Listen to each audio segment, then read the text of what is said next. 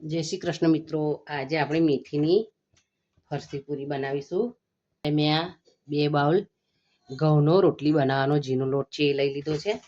એ જ બાઉલ ભરીને આપણે અડધો કપ ઘઉંનો કકરો લોટ લઈશું। 1 ચમચી મરચું ઉમેરીશું, 5 ચમચી હળદર ઉમેરીશું, 1 ચમચી જીરું ઉમેરીશું, 5 ચમચી હાથેથી મસળી અને અજમો ઉમેરીશું, જેથી પૂરી પણ પચવામાં હળવી રહે અને સ્વાદ પણ સરસ લાગે છે એનો। 1 ચમચી અથવા સ્વાદ મુજબ મીઠું ઉમેરીશું। આપણે 3 મોટી ચમચી જેટલું તેલ ગરમ કર્યું છે એ આપણે લઈશું।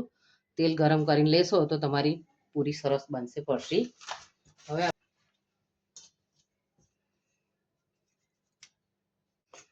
તેલ ગરમ હોય એટલે આપણે ચમચીથી આને મિક્સ કરીશું।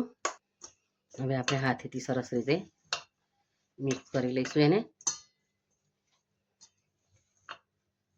કસૂરી મેથી ઉમેરી લઈશું। તમે લીલી મેથી હોય તો એ પણ ઉમેરી શકો છો। પછી આ પાણીમાં પલાળેલા તલ છે એ ઉમેરવા। આપણે પાણીમાં પલળેલા તલ હશે તો પૂરી તળીશું તે વખતે આપણા તલ તેલમાં છૂટા નહીં પડે, એટલે આ રીતે પાણીમાં પલાળીને ઉમેરવા। હવે આપણે થોડું થોડું પાણી ઉમેરી અને લોટ બાંધી લઈશું। એક સાથે પાણીને ઉમેરતા થોડું થોડું ઉમેરવાનું છે। એક સાથે પાણી ઉમેરીશું તો આપણો લોટ ઢીલો થઈ જશે। હવે આપણે એને ઢાંકીને 10 મિનિટનો ટેસ્ટ આપીશું। ગયો છે, તમે જોઈ શકો છો સરસ થઈ ગયો છે। હવે આપણે સહેજ કૂણવી અને એની પૂરી બનાવીશું। એને આપણે પહેલાં એક મોટી રોટલી વણીશું, એટલે આ રીતે એક મોટું લુઓ બનાવી લઈશું। હવે આપણે એને વણી લઈશું। પોકથી કાણા કરી લઈશું, એટલે તળતી વખતે આપણી પૂરી ફૂલી ન જાય। આ રીતે તમે ઘરમાં રહેલું કોઈ પણ તમારી પાસે મોલ્ડ હોય, આવી વાડકી હોય, કોઈ ડબ્બાનું ઢાંકણ હોય, સેટ કરી અને આ રીતે આપણે બધી પૂરીને કટ કરી લઈશું। મારી પાસે આ નાની વાડકી છે એનાથી હું કટ કરું છું। આ રીતે આપણે બધી પૂરીને કટ કરી લઈશું।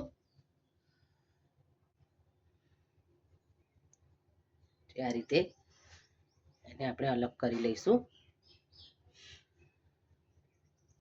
આ રીતે આપણી બધી પૂરી વણી અને કટ કરી લઈશું। હવે આપણે એને તળી લઈશું। તો આપણું તેલ ગરમ થઈ ગયું છે, હવે આપણે પૂરીને તળી લઈશું।